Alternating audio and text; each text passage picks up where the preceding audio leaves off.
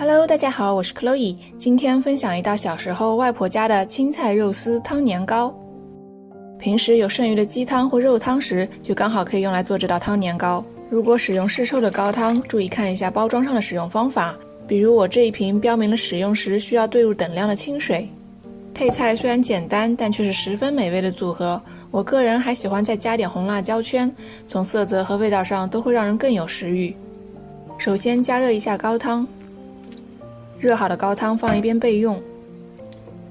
猪里脊顺着纹路先切片，再切丝，用清水清洗几遍，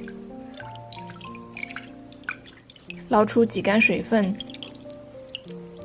用盐、白胡椒粉、料酒和生抽去腥调味，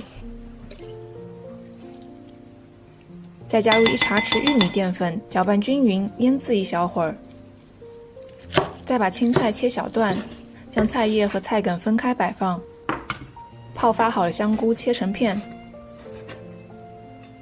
开中火，锅内加入1汤匙油，加入生姜和红辣椒圈，倒入猪里脊翻炒一下。炒至半熟后出锅放一边备用。